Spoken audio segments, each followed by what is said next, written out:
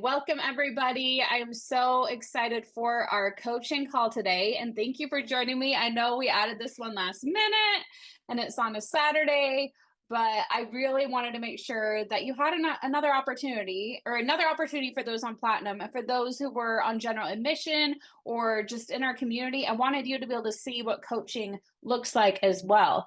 So we added this additional opportunity for coaching, and I'm really excited for today. So I recognize a lot of your names. I see some new names as well. So let me know in the chat if you have ever been on a coaching call before with us or with any certified life coach. Let us know in the chat. Terry says, yes, you have Terry. We coached you the other day.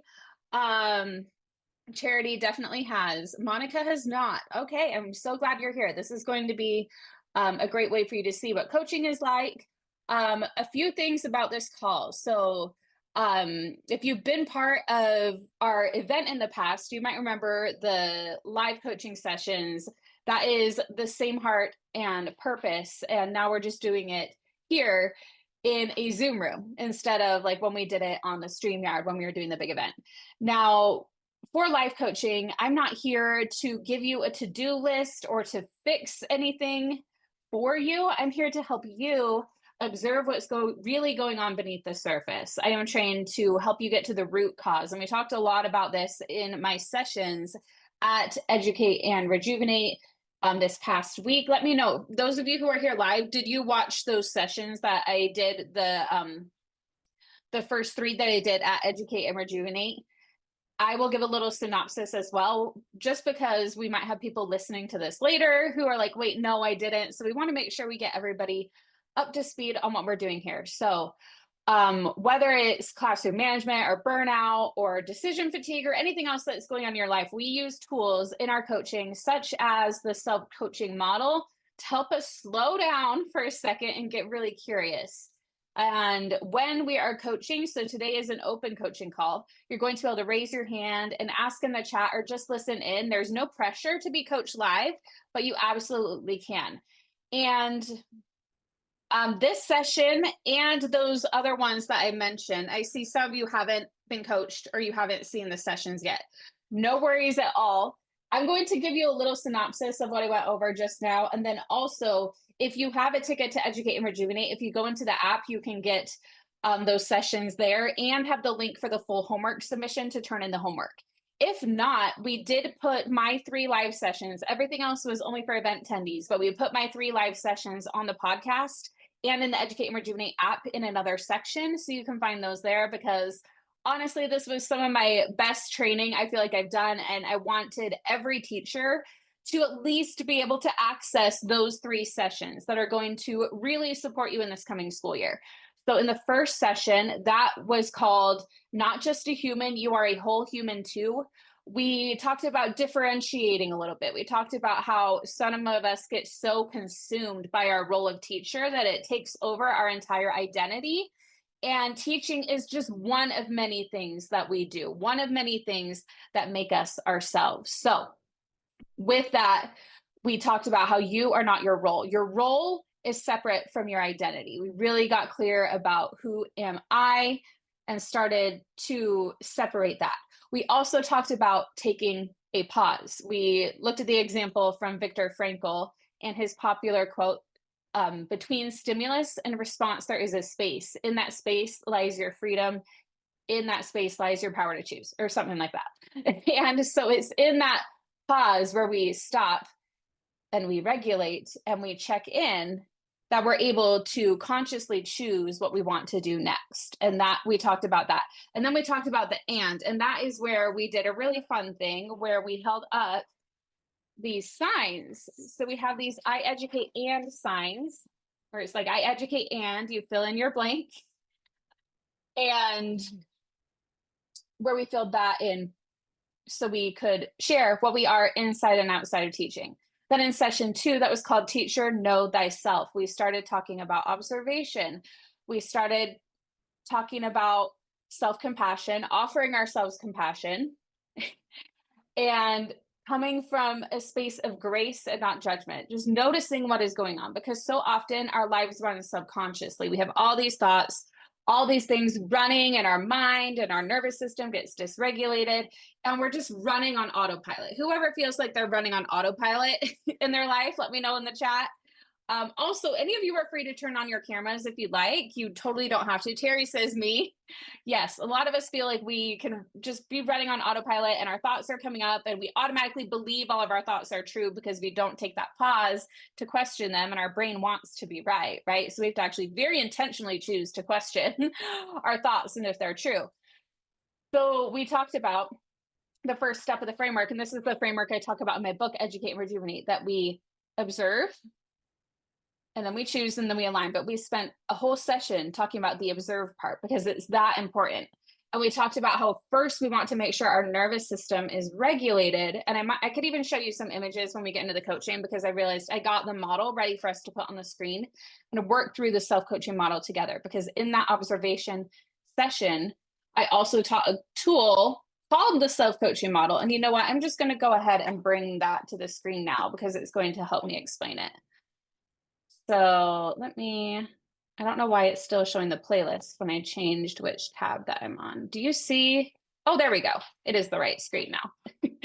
Charity says, during the school year, I often feel like I'm running on autopilot. Nicole says, end of the year is total autopilot. Yes, and that's totally normal and natural. That's what our brains are wired to do. They're wired to make it as easy as possible, be as efficient as possible. And it's more efficient if it doesn't have to be making decisions all the time, and if it just runs on these neural pathways that you've already created. But some of these neural pathways and patterns are not serving us. So if we want them to change, we need to take that moment to pause and to consciously choose, be deliberate, be conscious, be intentional. And then that's when we can make a different choice. But otherwise, like, we aren't even making choices. It's all subconscious. It's all out of our control if we don't take the wheel, if we're letting, like, imagine an Inside Out, right? And there's Riley, that's her name. I forgot her name when I was talking about this the other day. And there's all these different parts that take the wheel, right? But we want to ultimately be the ones with the wheel. And all the emotions and all the parts, they're all good, as Richard Schwartz says in IFS. And we'll get more into this in this coming school year. We're going to really talk about how parts works with the self-coaching model and everything else. But there are no bad parts, but they might just be in the wrong seat, in the wrong role, and they might be taking control when you want to be the boss, right? We want to be the boss of what's going on in our mind, in our body. So the self-coaching model is here to support us. It is one of the many tools that we're going to go over this year, but it's the one we focused on this week during Educate and Rejuvenate. So I taught this self-coaching model during day two of Educate and Rejuvenate. And the self-coaching model teaches us this. It teaches us that our circumstances are the things outside of us that we don't have any control over. They're often things that we wish we had control over, or we try to take control over, but we can't, right? Such as what our admin says or does, or what's going on in the outside world, what's going on in the news, how many students are in your class, things that you don't have control over in that moment. That is a circumstance. Then the next part of the model is our thoughts. That's the stories that we tell ourselves about the circumstances, the sentences in our mind that are running without us even noticing, with the unintentional model, which is what we talked about during session 2, because it's unintentional. It's that autopilot that's running all the time. And it's our thoughts that drive our feelings, how we feel if we have a certain thought. And we can go over some examples while we're here today. Our thoughts drive our feelings. And then when we feel a certain way, we do certain things and we don't do other things. We're really going to break this down today. I hope that we can do some examples live in the room together with those who are here live. And then anybody who's live or on the replay can benefit from that we do. And then the results, right? So that's what we did in session 2. We talked about observing the model. And then in session 3, we talked about aligning ourselves. And that's what we can take what we learned from this unintentional model and create an intentional one. Now, I don't know if we're going to get into that today. We'll see if we do.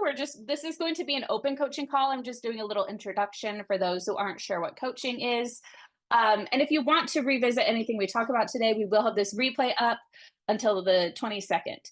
Now, One caveat I want to share is that I know some of the names here are in the Educate and Rejuvenate Club. So again, like I mentioned, this coaching call is not as private and intimate of a setting as they usually are. So most of our coaching calls are only for people who are in the Educate and Rejuvenate Club, or only for people who have the Platinum Pass, or only people who have this. But this one right here, I just want to let everybody know. And as anybody comes on, I will remind them that this is a public coaching call. We are going to put this recording onto the podcast and into the app for everybody to be able to access over the next few days. So just want you all to keep that in mind as well. So, but if anything came up and you shared something, you're like, can you please take that out? Obviously I would, because I want this to be a safe space, but I also just want to set that container for this call right now. So, and many of you here have been part of the Educate and Rejuvenate event, right? So during that event in my session 2, I gave some homework to do this model. So I'm here to help you if you want help with that as well. So what we will do from here on out on this call. Okay, so I did a little explanation of all the things, what coaching is. So now I would love to open up the room. And again, I can also just keep going over the model and answer your questions too. So you can raise your hand, you can ask in the chat, or just listen in. I'm going to coach anyone who wants to come on and get coached. We can either do it on camera, we can also just do it where you unmute, or you can even put a question in the chat. And I love when you come on camera. I did that with 3 incredible people yesterday. Some of you are in the room right now. I'm happy to bring you on and coach you, or we can just do in the chat where we go over your model, kind of like those who attended day 3 of the event. We had this out. I have this ready now. I learned from Platinum Pass Day to have a model that's ready to go, where we can type in the different parts of the model and really show you how to use it. And I want to get to that at some point on this call, because I really want to show the model in action. So we'll figure out a way to get that done as well. And I also shared during day 2 of Educate and Rejuvenate that I had some sentence starters for when we do the result line of the model. So we can go over those today as well, and I will put them in the app. Okay, Terry has her hand up. Terry, are you wanting to come on to be coached? Is that why you have your hand up?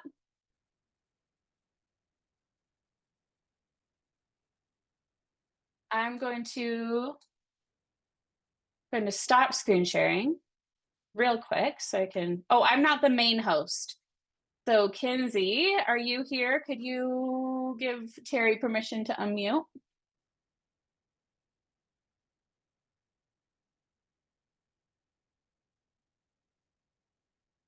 Can you hear me? Yes, I can hear you. All right. I just wanted to get on and let you guys know how much I appreciated you listening to me and how much it helped. I'm still going through the grief, but Yeah. I'm walking forward, and I know I have support from everybody here. So I just wanted to say thank you so much. Oh, thank you so much, Terry. So we brought Terry on for coaching 2 days ago. Wait, was it 2 days? It was Thursday. So yes, 2 days ago during our Platinum Pass Day, and she had lost a couple of, do you mind me sharing about your loss? I'm not going to share like major details, but she lost a couple of her ducks that morning. So when she came on for that morning for Platinum Pass Day, she said it had been a horrible day, which, I mean, that's going to be a horrible day for any of us. If we had a loss of a pet, a loss of a family member, because like, we see our pets as family members, so many of us, right? And so she was feeling a lot of grief. So we brought her on. Our community showed her so much support. And that's what coaching is here for. It is here for the small stuff. It is here for the big stuff too. It's here to support you with whatever you need. So for those who have Platinum Pass or in the club, that is in there for you, but that is for that safe space over there. But also, if anybody would like to come on and get coached or has any questions about the model, now is the time. So raise your hand if you would like us to bring you on. The way you do that is by hitting the react button, and then you can raise your hand, or you can put your questions in the chat.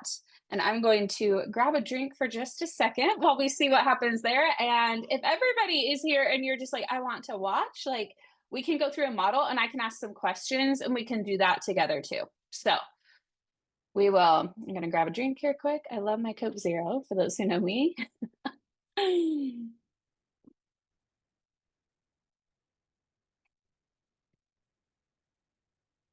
Okay. Yay for Coke, Nicole says.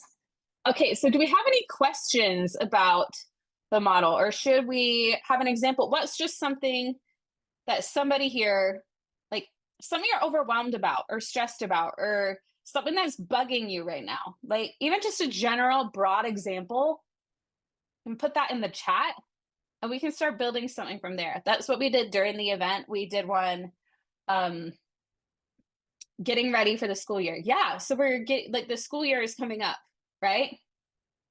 And we could say that's a circumstance, right? Because I mean, that's like what's happening. So this is how we determine classroom management. Okay, Jody says classroom management. Okay, so what about those things? So this is where we're going to figure out what goes where in the self-coaching model.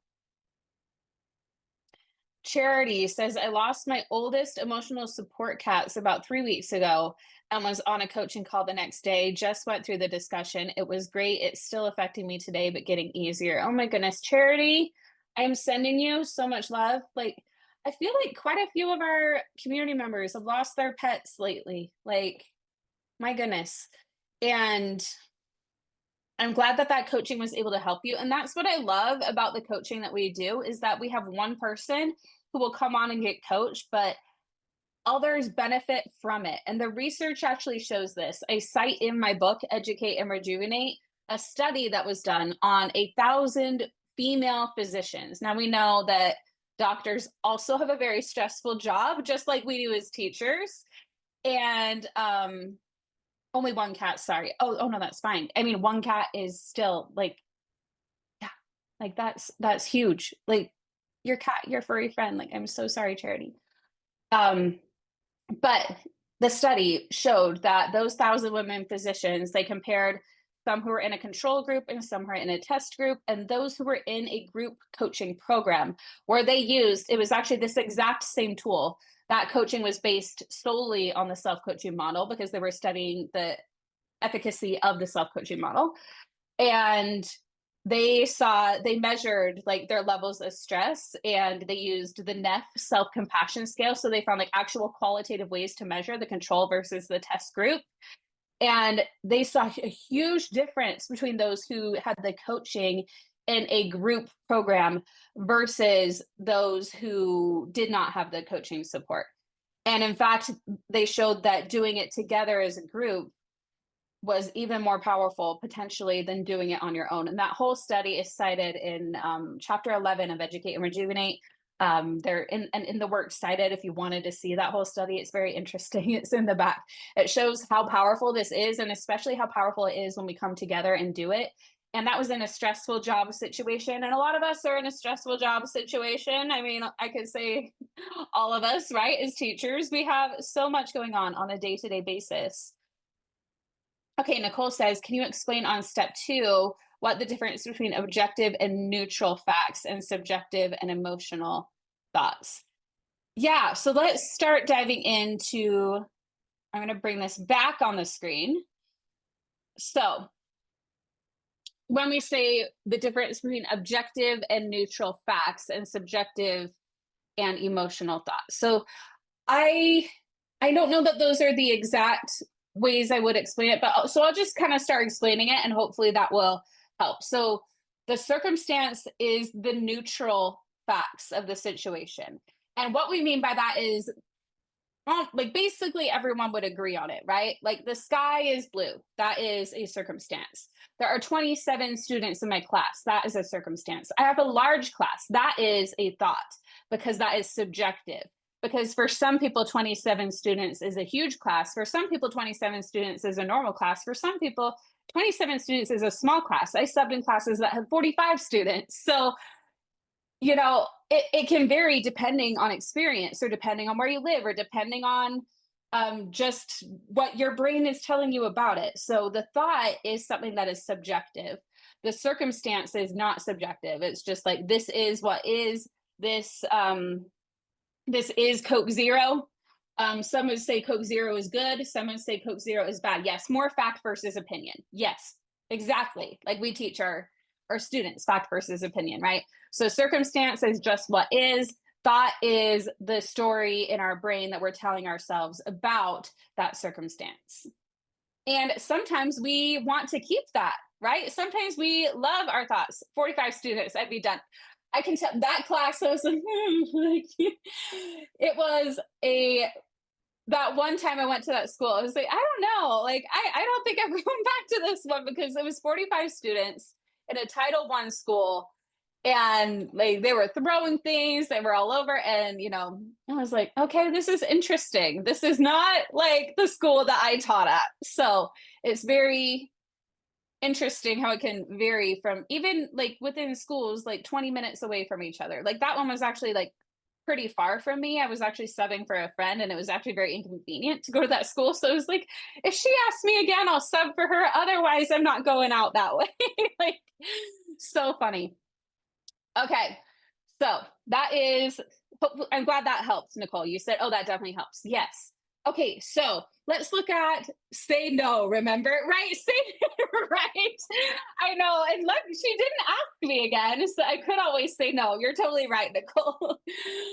Charity says, well, no wonder it's a Title I school. Way too many students in a single class. I know. And it really does just make me sad. And that's why there are so many things like again that's a circumstance, right? Like something I can't control, like what is happening outside of me.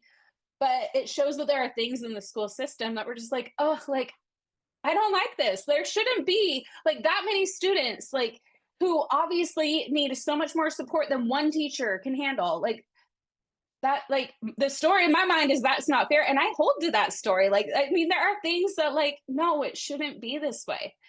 And yet I could do coaching around that. I could be like, oh, well, should it not? But we can also like sometimes be like, no, like I actually stand with that. I believe that, and that's fine. I'm keeping that one. But you consciously get to choose, right? What you keep and what you don't. I'm not ever telling you you have to let go of a thought or that what you're thinking is wrong, what you're doing is wrong, what you're feeling is wrong. It's more we want to be aware. We want to be aware of it's the problem is the subconscious. The problem is when we don't know what we don't know. So it's the observation, it's the awareness, it's seeing what our thoughts are driving our feelings, driving our actions, creating results, and making sure that it's what we want to have. So, okay, I'm seeing a few examples. I saw Jody, and I think was it Jody who mentioned earlier, or somebody else who was talking about classroom management as well. And so here's the interesting thing when it comes to life coaching too, because sometimes I know we're used to like instructional coaching or maybe like someone who helps you with behavior management coaching. This is a little bit of a different type of coaching that we do here. And yet we have found that even with this type of coaching, it can help with classroom management because this framework observe, choose, align is not me here saying like, oh, this is what you have to do with your students. This is the one solution because as we all know, there's not always one solution for your classroom management or for what your class needs. But what we're here is to observe, to choose, to align. And sometimes it's like, what are some things you've tried? We're observing what you've tried. We're observing maybe how we're feeling. Because again, a lot of times how we're feeling or if we're dysregulated can impact our management. And also we're observing like, is there a conversation that needs to be had? Like, or there's just so much that goes into it. So if we want to look at classroom management, we could figure out a way to put this into this model. Now, I wouldn't want to just put classroom management in here because it's not really specific enough for us to do a full model on it. What I would want to do is look at like, what in your classroom management are we wanting to work on? Is it like, or what is the problem in the class that or something we're seeing outside of us that we're like, this is what I'm trying to manage? Unsupported classroom management. So here's the easiest way for us to utilize the model to see again, because we can't control what's happening in the moment, right? So we can use the model to help us analyze after the fact a moment in the classroom with a student, and then what we were thinking, what we were feeling, the actions we took, the results we see. And then from there, we observe, we see what was happening in the classroom at that time and how we were doing, how maybe prepared we were. And then we can make decisions ahead of time like, oh, this is what happened. What can I do to shift it for next time? So, and then unsupported classroom management. That might, again, what is the actual like circumstance here? Like the thought might be I'm unsupported in my classroom management. And again, I'm not saying that it's not true that there shouldn't be more support, but we are just looking at what is the fact of the situation. Like, what is, like, if we were to look at what does that mean? Does it mean I am by myself in a classroom with this many students? Does it mean my admin is not listening to me, or I told my admin this and this is what they said in response? How to deal with a student that just threw their chair over, maybe. Yes. Okay. So we could put in the circumstance line how or student threw a chair.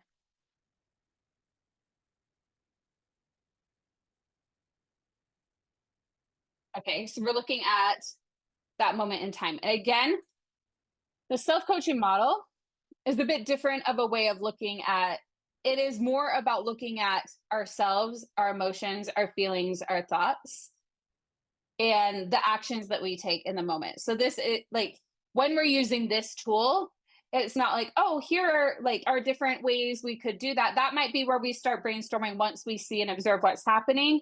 What can we do? That might be something we do in the actions, like we start brainstorming more ideas and things like that. So for right now, what we're going to do is just kind of look at that moment. We're going to see how the model can potentially help in this situation. Um, okay, a student is sent to the principal. A student is sent to the principal, and the student is sent right back with a treat. Oh my gosh, yes, I've seen and heard this one before for sure. Um, so do we want to do the through a chair or sent right back with a treat? Because I feel like we've probably all seen this. I've seen a lot of comments on the student sent back with a treat. So maybe let's do that one. So student, because this is a good circumstance. It's a very clear example.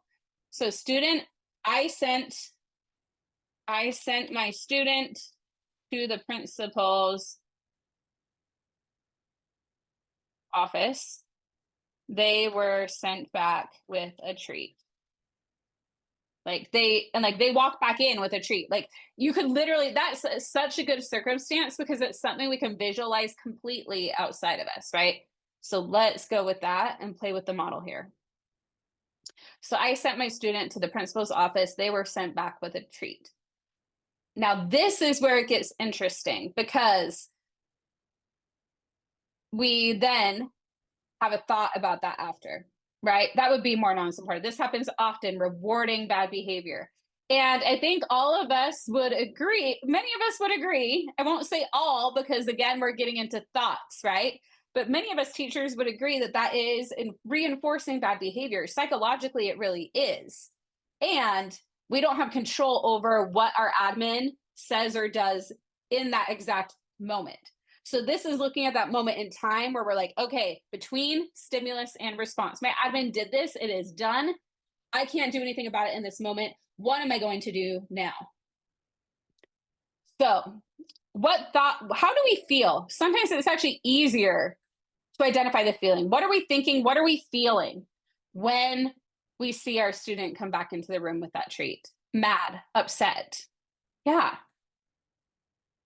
mad, upset, confused. And see, it could be different feelings. This is what is interesting, right? Because it might look different. We could even play around with this. We could play around with how it might even play out differently depending on the feeling. Because mad, upset, and confused are probably going to be show themselves a little bit differently. So let's go with which one do we want to go with first? Maybe do some thumbs up on which ones. Disrespected. Yeah. Defeated. Upset. Confused.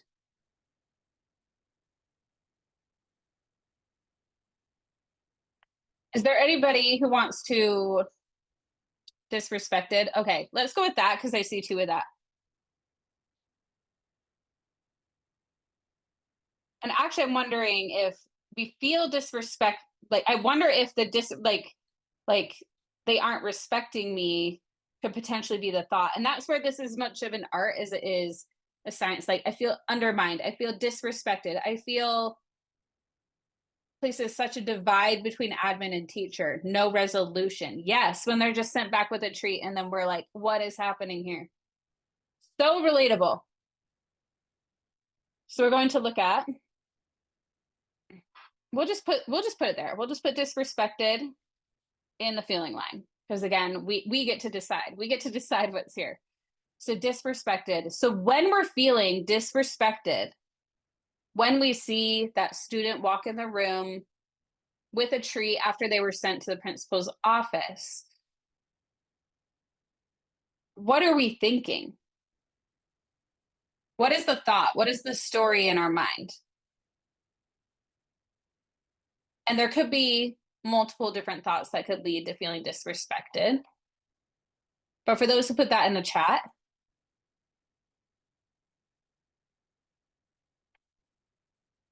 feel like what I say doesn't matter. Yeah.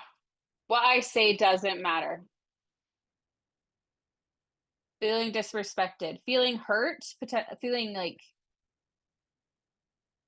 useless, feeling like, is it like what I say doesn't matter? Like when we think that, like disrespected might be like, yeah, I feel disrespected, but what's the emotion even? Like hurt, right? It basically tells my student the teacher isn't in charge. Yeah. So let's say we feel disrespected, we feel hurt.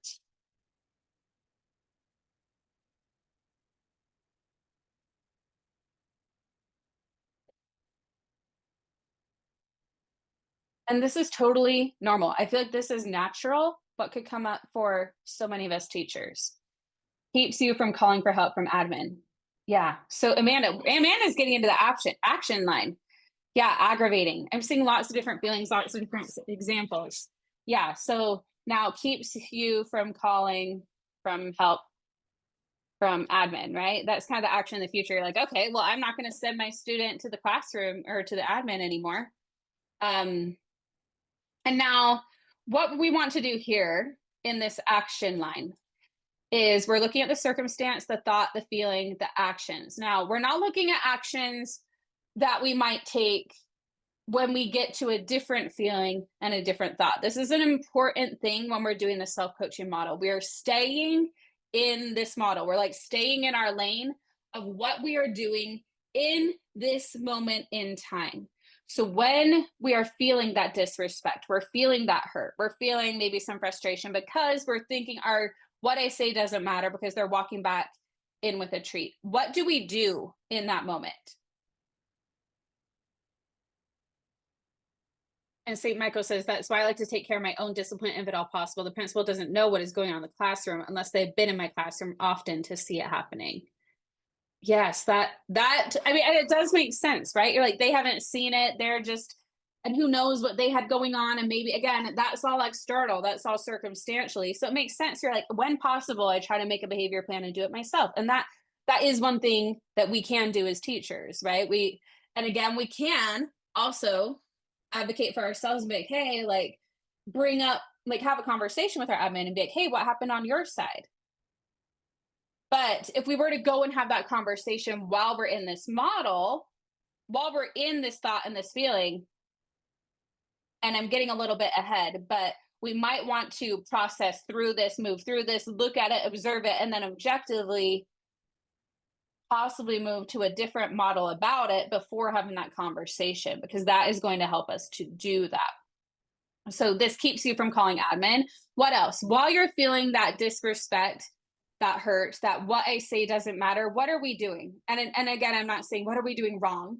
I'm not saying that. I'm saying what do we do? Imagine yourself in that moment. You're feeling disrespect, you're feeling hurt, your student walks in, you're maybe already, teaching when this moment happens.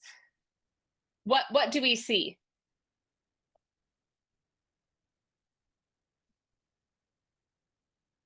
Even when they see it, they still seem to believe the teacher is not doing something to cause the behavior.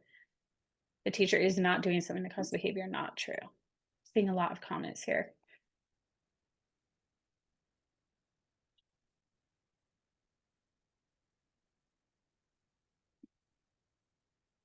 So when I want us to try to fill out this model here. So when we are here, we sent our student to the principal's office. They were sent back with a treat. We're thinking what I say doesn't matter. We're feeling disrespected and hurt. It keeps us from calling our admin. We contributes to burnout. Feel burned out. What are we continuing to tell ourselves? Like what I say doesn't matter, because we're telling ourselves what I say doesn't matter. And yes, you're saying that my admin is saying that, but also when you're thinking that, you're kind of telling yourself that what I say doesn't matter.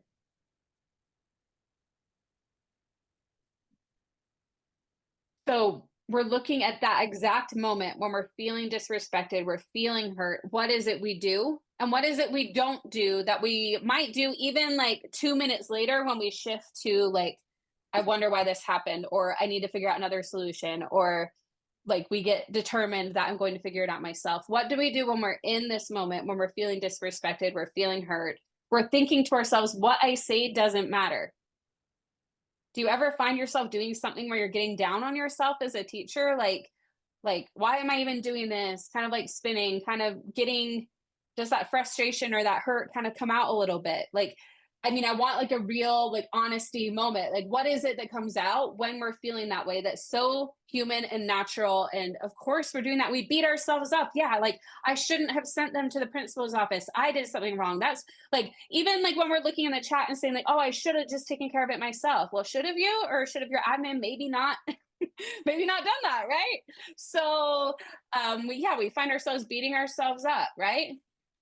um Shut down a little bit. We find ourselves feeling resentful towards admin.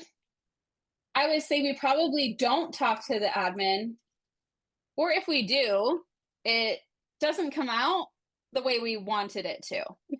When we're in that moment, wouldn't you say? And I think we've all been there. We've been there where we're like feeling disrespected, hurt. What I say doesn't matter. Ugh, I'm going to talk to them right now instead of waiting until I calm down a little bit, right? Or if we do, it doesn't come out how we want. What else? It's a no win when support is not there. Absolutely. Um,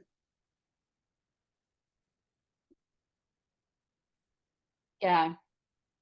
Feed the frustration, right? We just keep feeling that frustration and like, or feeling that.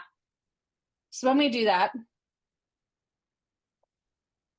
oh, we have a few comments in the private chat. I think only you see the private. It's probably with you, Kinsey. I don't see anything in my private chat. So they're probably all coming just to you. So people want to send there. I know there are two, team educate and rejuvenate. So it sounds like Kinsey's getting some messages. It is a question for you. I mean, maybe you could private chat it over to me. And I can also answer any questions that are not, yeah. Yeah, focus on the students that are not behaving badly and interrupting. Yeah. Yeah, focus on the other students.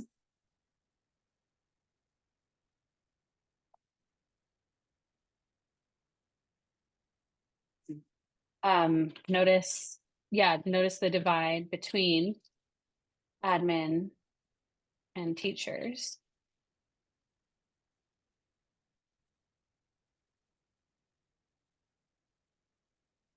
So here's what we can see in this model so far. Yeah, lose respect for admin. I'm seeing some great comments here.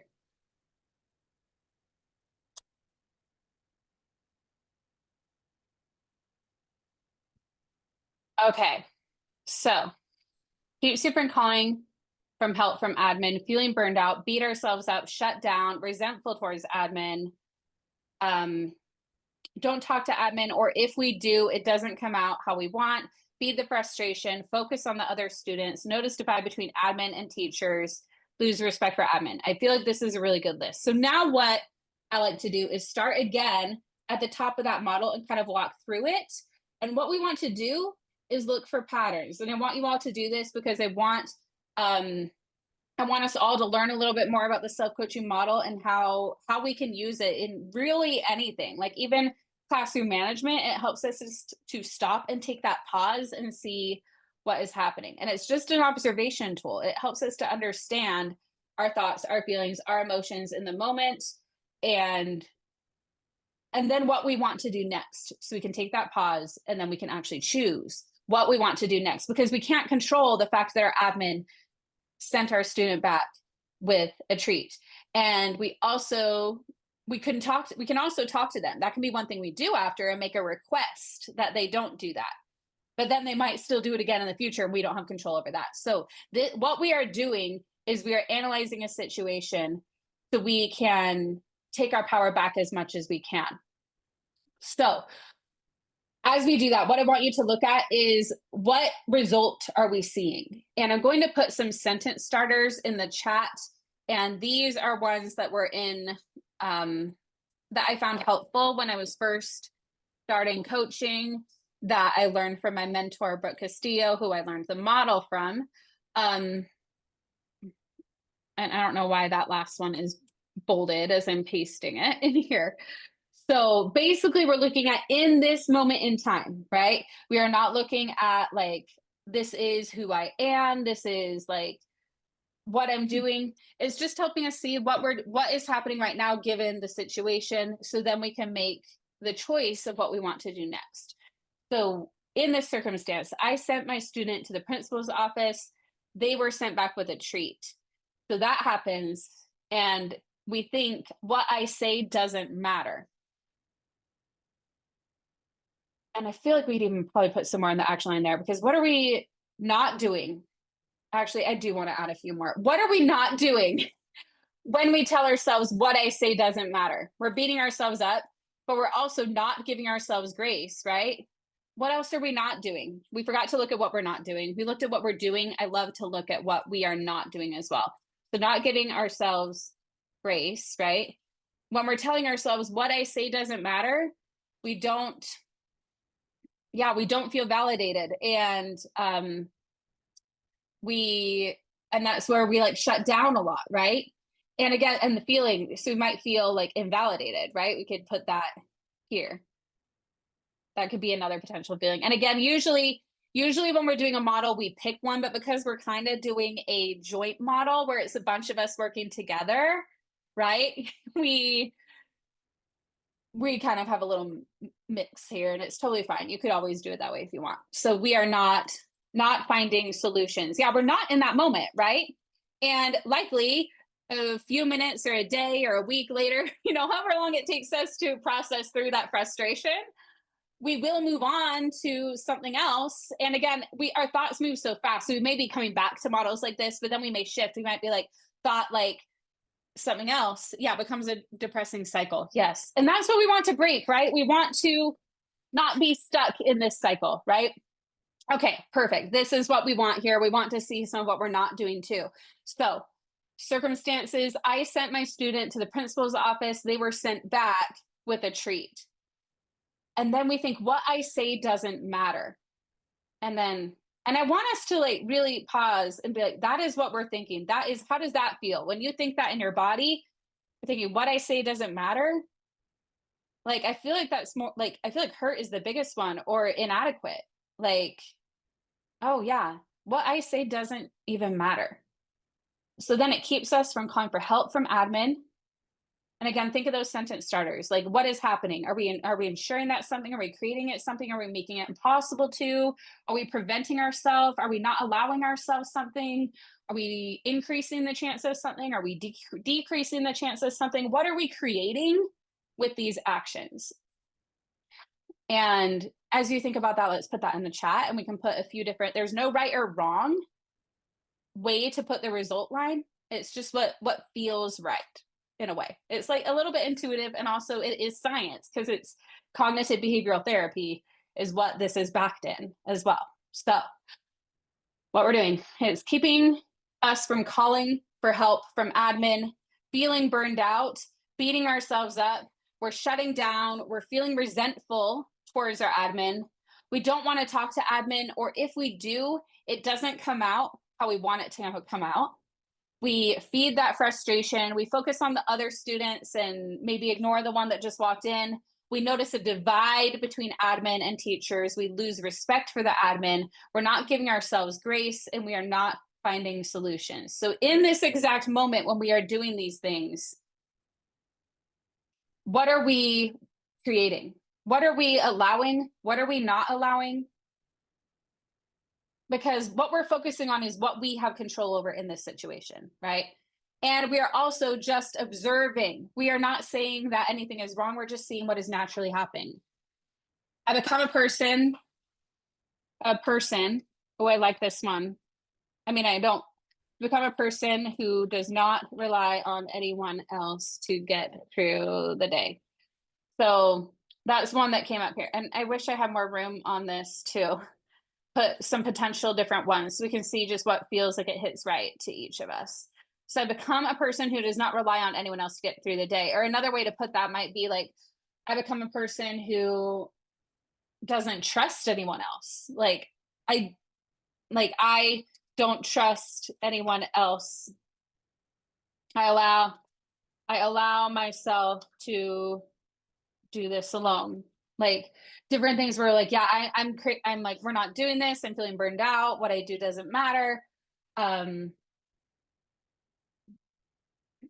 I Yeah, unhealthy boundaries come into play because support is not there. I become someone who has no boundaries, or I don't.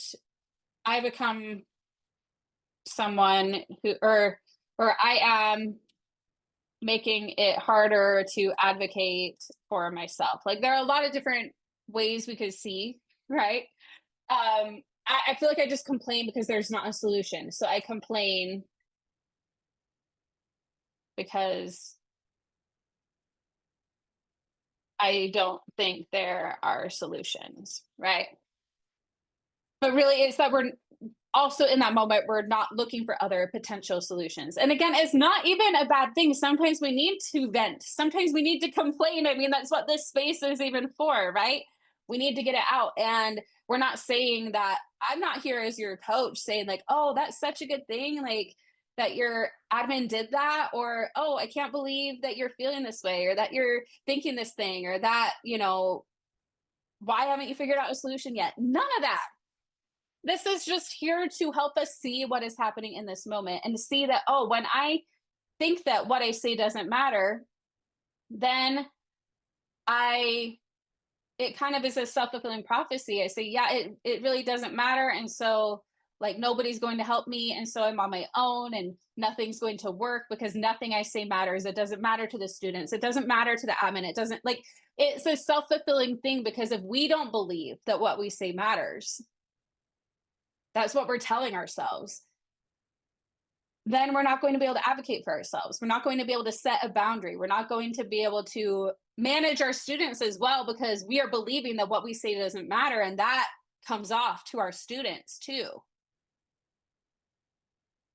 So it's really interesting how, even with classroom management, like, and we didn't even talk about actual like solutions today for what to do with these students because we're looking at the self coaching model, right? But this helps us see that in order for us to even do that, in order for us to even come up with those solutions, to whether that's you need to advocate for yourself to your admin, or whether that is like, oh, I really, maybe sending them to the principal's office isn't the best strategy. Maybe I'm going to do something else. We want to sit with this, we want to observe it, we want to analyze it so that next time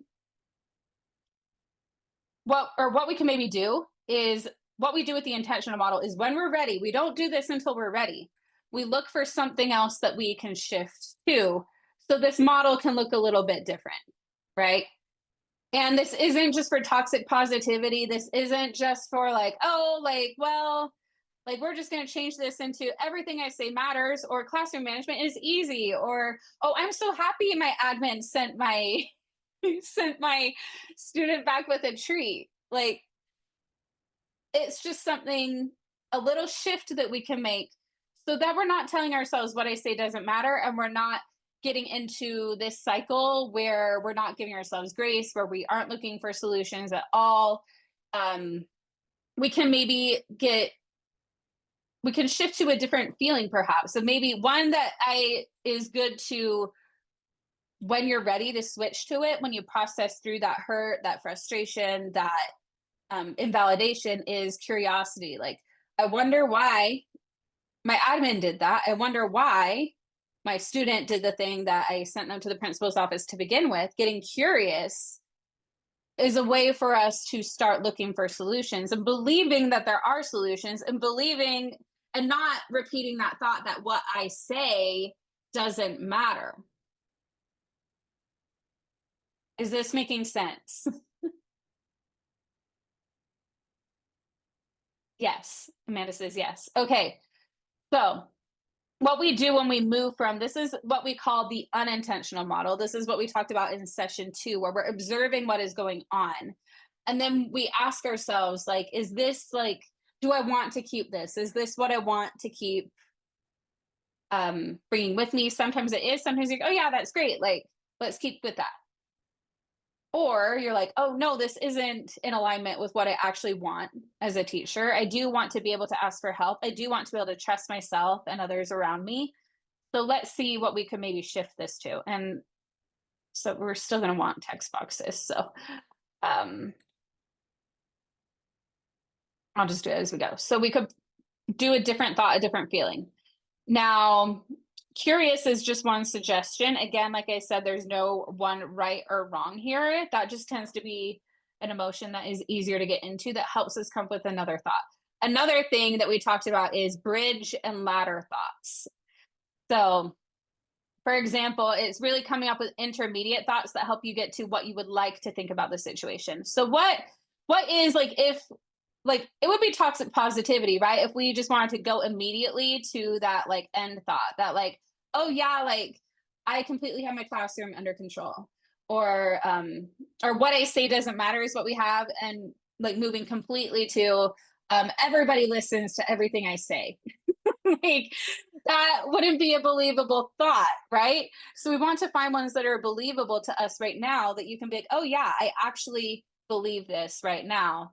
And it can be just even a little tiny step in the right direction. Monica says it's worse when you set boundaries and are now compromised with an angry parent, and admin is now put into play with a non-supportive outcome for you. When your set boundaries and are when your set boundaries are now compromised with an angry parent, and admin is now put into play with a non-supportive outcome for you. And yes, that is a whole like other situation to look at, right? When we have these boundaries, but the thing we have to remember is the boundary is what we are going to do in a situation, right? Um, and so I wonder, like, we would need a little more information about what the boundaries being compromised and the angry parent and the admin. But yes, it definitely gets messy. It gets very complicated.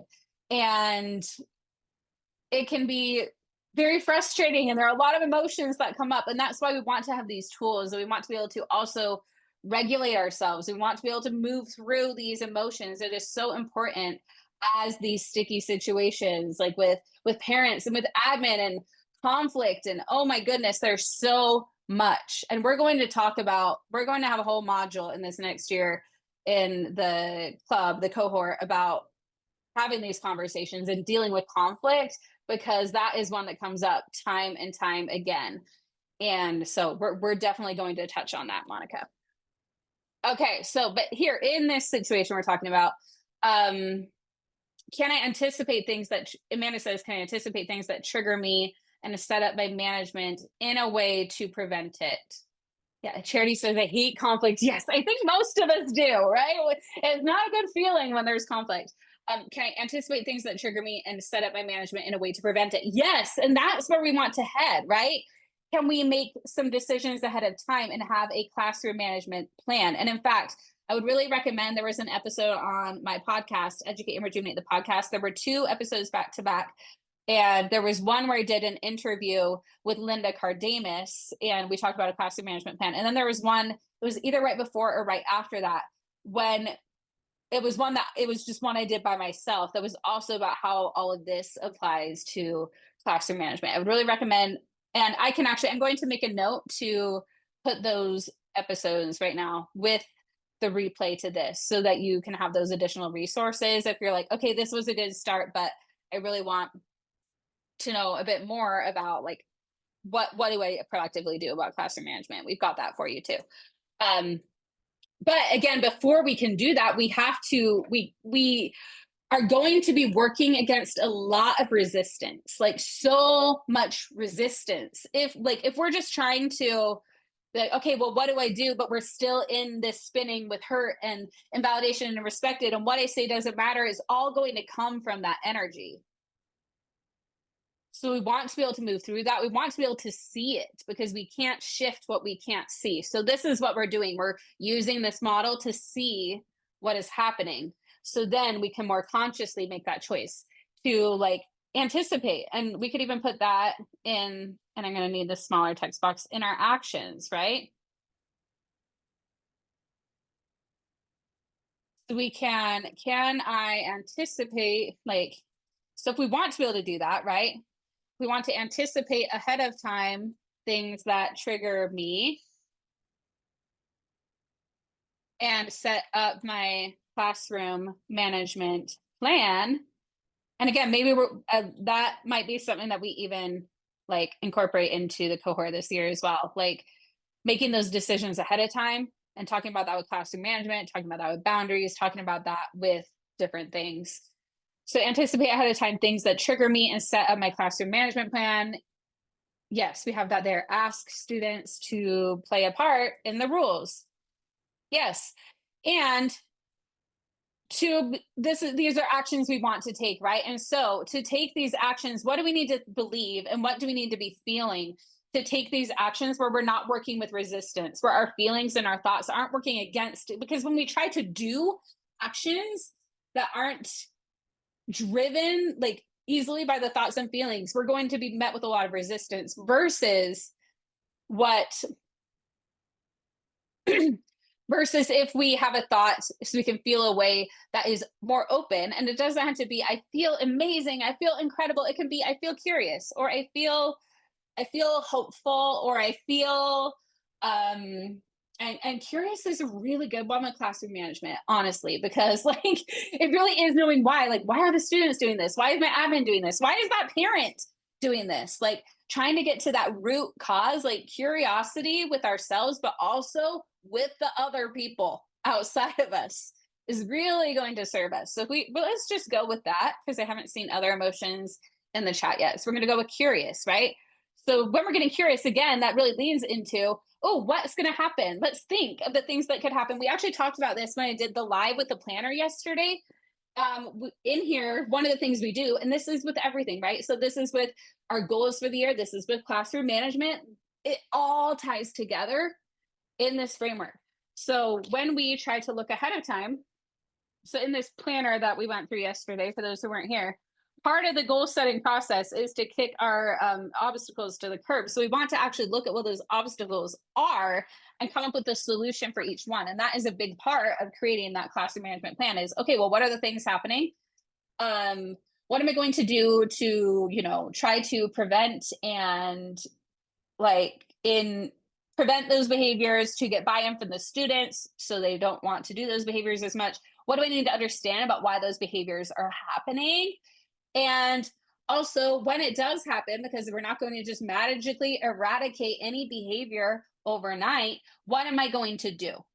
So then when we feel that dysregulation coming up, when we feel that coming up, we don't have to come up with something while we're in that. We can then take that moment, take that pause, remember, oh yeah, I came up with a solution of what it was going to do, what it was going to say ahead of time. So I don't have to come up with that in the moment. And oftentimes that in the moment is just go to the principal's office. I need you to get out, So and I feel that. I feel that like I totally get that. So if we want to feel curious, we can say, yes, that what I'm saying and doing does matter. We do need to believe that. And then if we want to be like, we want to feel curious, we want to be able to start looking at these things. What I say does matter. So you can't just go to the opposite. That is definitely an option. We can also, so let's put a few options. So what I say does matter, right? We can just kind of look at the opposite. What I say does matter, but also like, we could ask ourselves, and again, we usually we can start asking questions to come up with the thought that we want to have. So if the question is, how can I improve my classroom management, we can put that into a thought of there is a solution. I believe I can find the solution to classroom management, or it's possible there's a solution I haven't thought of yet. Or I believe that I can figure this out, right? Um, yes, Monica says teachers are like rubber bands. You can take so much and you manage to stretch more and more with each situation, but eventually you will snap. And that's true with anyone. That is true, like for teachers, that is true for any of us because we have a window of tolerance, right? And we can handle so much before we can get into that fight or flight, before we snap, right? And that is why we need to be able to notice when we're getting there so we can even like make sure we take a break, right? Remove ourselves from that situation as much as possible. Be like, hey, you know what? I need a breather. I need to take a moment, even though in the classroom, yes, it can't always be that long, but we can be before we do anything. Like, I need to take a breather right now. We have permission. We can give ourselves permission to do that. And Sherry has a calm down corner, but I try to form a good relationship with the parents so that I know how to handle each child. Their environment and home life come into play a lot. 100%, right? So when we get curious about that, when we kind of understand a little bit more about what's going on, that helps us, that's information, right? That helps us know a little bit more about what we can do so we can see what are those obstacles, what are we actually dealing with. So that's what we're going to do. We're going to look for obstacles and see how we can handle them. We might also talk to admin, talk to admin, and in a more calm way, I'm trying to think of how to put this, talk to admin and advocate in a healthy way. I'm going to just put that. And also ask what was going on for them, because I feel like that's a big part of having the conversation. And we're going to talk about that even more in this coming year, like having those conversations and the way to have those conversations that is effective, to have very difficult conversations with parents, with admin. We're going to get into all of that. We might, yes, we also have kids do brain break, yoga, create a calm, we're going to put Sherry's in here, create a calm down corner. Use that calm down corner yourself when you need it. I'm serious. Like,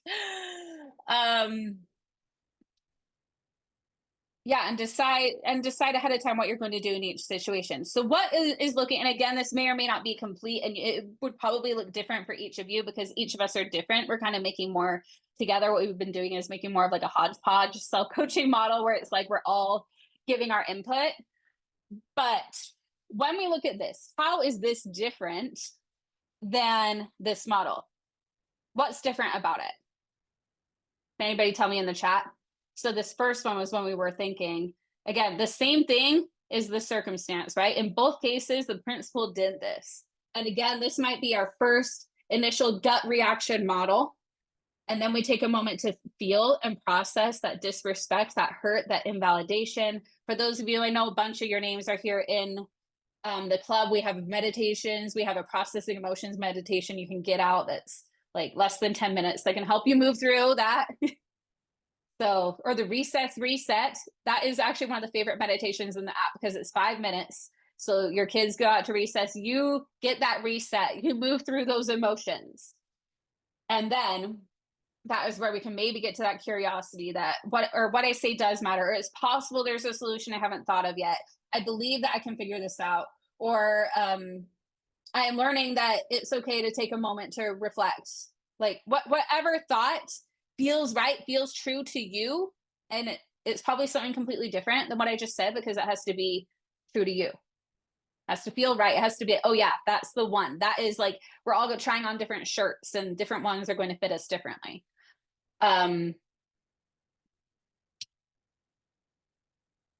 Charity says, I've incorporated brain breaks into morning at summer school games. Yes, brain breaks, right? Need to have some fun built in. So yes, build some fun in too. Because we don't want teaching to be something that we resent, right? And there are times where we do feel like that, like again, those human emotions, we're going to feel all of it, but we want to find ways that we can choose, that we can bring in what helps us to make it through the day, right? Our mindset. Yes, I'm seeing such great comments here. And what I love is that we're not shying away from what we're actually thinking and feeling. And even like there's been like some like, well, there's all this and there's all that. And like there's so much that we are dealing with 100%. And a lot of them are circumstances completely out of our control. And so we're going to keep having those. But what we're doing here is we are observing. We are observing our emotions. We're choosing, we're aligning so we can regulate with all the many things that are coming at us this coming school year. So we can navigate them as best as we can. And so we can actually enjoy teaching, not every moment of teaching, but so we can create a career that's more sustainable. So we can have a community that we can fall back to. And so that we can shift to thoughts that are serving us more, that are kinder to ourselves. Like, not what I say doesn't matter, but that what I say does matter, and that there is a solution, and I can do this. And also that I don't have to do this alone. I can ask for help. I can ask for support, and I can advocate for myself and set boundaries when I need to. These are all different thoughts and beliefs that could help us navigate things such as classroom management or such as parent communication, and different things that we've seen in the chat um, throughout this call, and different things that probably each of you live or on the replay are thinking of as well. So if we were to look at a result of this one using even some of those same sentence starters, like I'm creating or I'm becoming a person who, I allow, I any of those sentence starters, we could say something for the result of this one where we see the only thing we left the same was the circumstance, because we can't change that. But and we can't even change a thought we have in a given moment. I'm not saying that either, but that's where we pause. We take that pause that we talked about on day one of Educate and Rejuvenate. We breathe, we regulate, we do what we need to do in that pause. It's not always immediate. And then we choose. And that is when we can shift from becoming on a person who doesn't rely on anyone else or doesn't trust anyone or does this alone or has no boundaries or making it harder to advocate to ourselves, to someone who is, I'm becoming someone who is looking for solutions. I am helping, I'm allowing myself to come up with ideas, or I'm allowing myself to connect with these students in a deeper way, or I'm allowing myself to take a pause, like whatever feels right in that result line for you, that we are creating when we shift that thought, that feeling, that not that actions, all the things we're doing. And we didn't look at what we're not doing. What are we not doing in this model when we're feeling we're not beating ourselves up, right? Because we're looking for solutions. What are we not doing? A lot of the things that we were doing in this one, we're not feeling resentful. We're feeling curious, right? So we're able to go into that conversation a lot better. We are not losing respect. We are not trying to go at it alone. We are getting support. We are, all of you here are coming on a coaching call and we're talking about this. We're being real about this. So you're doing that. I love what you put in the chat. Amanda said, so for some potential result lines, I'm going to put exactly what you two, Charity and Amanda, did. And then everybody, whether you're here live, whether you're on the replay, I would love for you to think, what would you put here? What would you put as your result when we shift from that hurt and that frustration to the curiosity? And we're finding ourselves looking for solutions. I am becoming someone who isn't afraid to speak up respectfully. I am becoming the best version of me. I am creating a classroom culture that is that serves all of us. Or that, again, we could fill that in. I'm creating a classroom culture that, you could fill in the blank.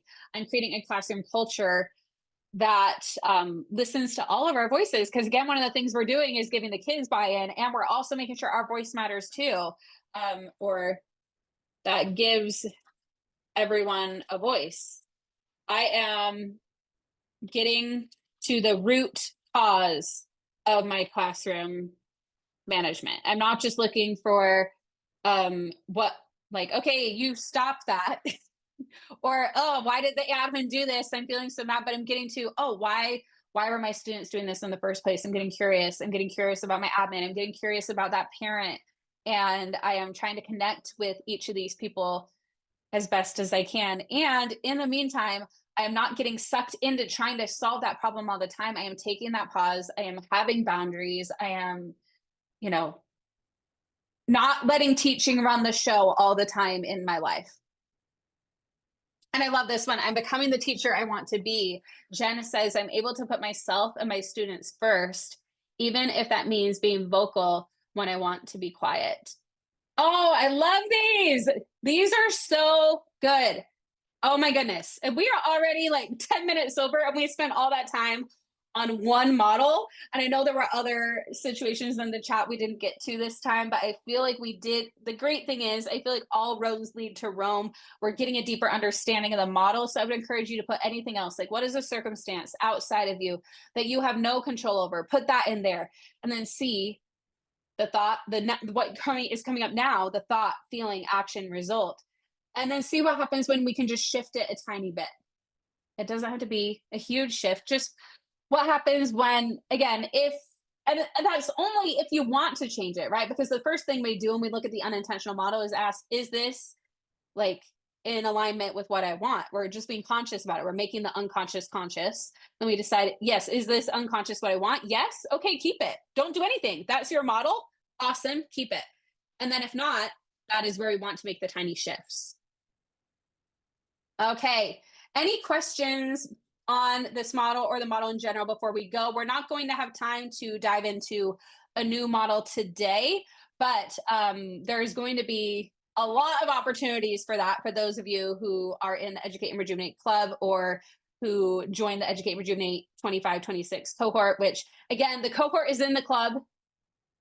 It's like, for example, we've had some questions about it, like, wait, like what is the cohort? What is the club? And I realized it could be kind of confusing. It's kind of like how you could buy individual resources from Educate and Rejuvenate, or you could get it in the club, right?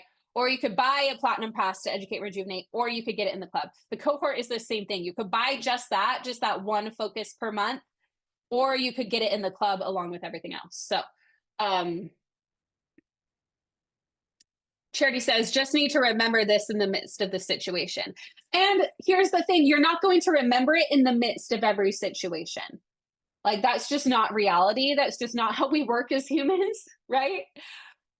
We notice as soon as we can. And the more that we do this work, the quicker we'll notice, the quicker we'll take that pause, we'll redirect. And sometimes it's analyzing a model way after it's already happened. And that's okay. We just get to then learn from it so that we can do it differently the next time.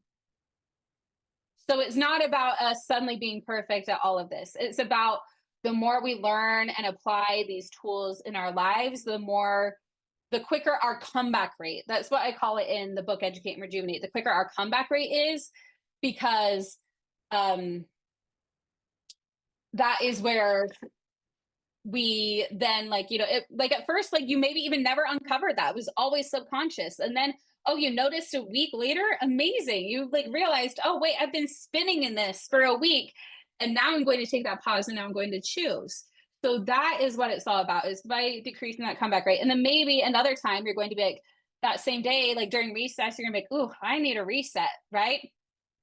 Amanda says, can you use this for systemic problems too? Okay, Amanda, this is such a good question because a lot of things have actually, there have been things with this tool with like, wait, but what about these things that are super unfair in life? Like homelessness and so many other things, right? Like, I don't want to just shift that thought.